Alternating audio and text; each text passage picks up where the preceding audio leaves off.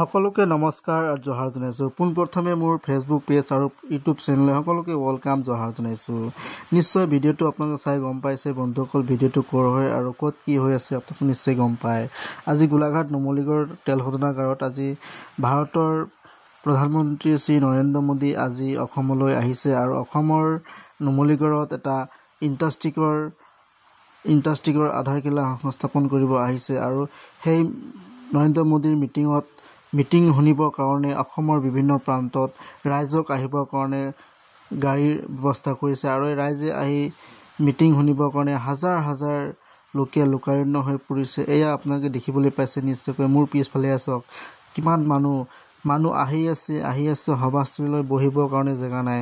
আৰু বন্ধুসকল আমি সোমাব চেষ্টা কৰিম, অলপ পিছত মই দেখুৱাই আছোঁ আপোনালোকক দেখাই আছোঁ যে এয়া চাওক মোদীৰ সন্মুখত যিটো এটা সাংস্কৃতিক নৃত্য দলো গৈ আছে আৰু ঝুমুৰ দল, এই ঝুমুৰ দলটোক নৃত্য প্ৰদৰ্শন কৰিবলৈ আগদিশে আগবাঢ়িছে। এয়া চাওক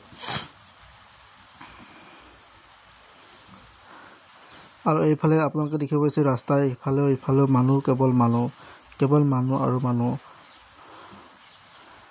আৰু আজি আপোনালোকে নিশ্চয় গম পাইছে যিহেতু মহিলাসকলৰ কাৰণে এটা প্ৰিয় আঁচনি অৰুণোদয়।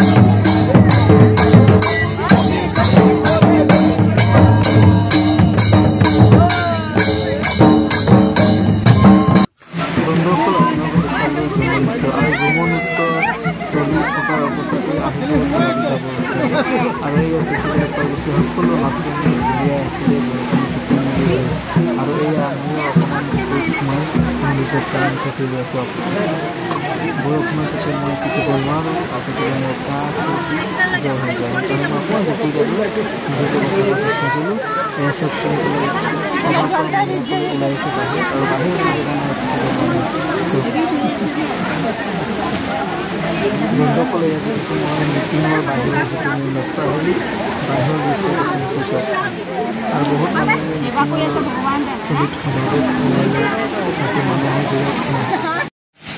এয়া নৰেন্দ্ৰ মোদী গৈ আছে চাওক।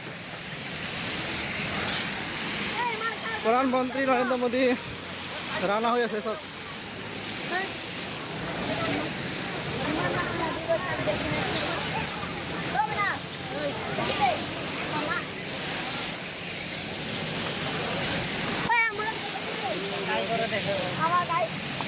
এয়া মোদীৰ কনভয়। অকল আহিল ক'ত চাপি আছে ইফালে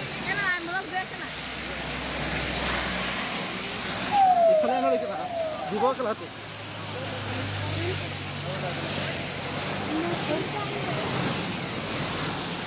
এয়া মোদীৰ আৰু অসমৰ মুখ্যমন্ত্ৰী হিমন্ত বিশ্ব শৰ্মাৰ কনভয় বৰ্তমান নুমলীগড় দিশে কাজিৰঙা দিশে ৰাওনা হৈ আছে চাওক।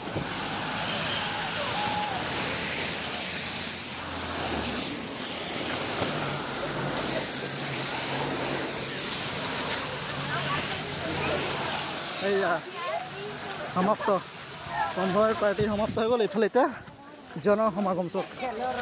বৰষুণৰ মাজতো ৰাইজৰ সমাগম।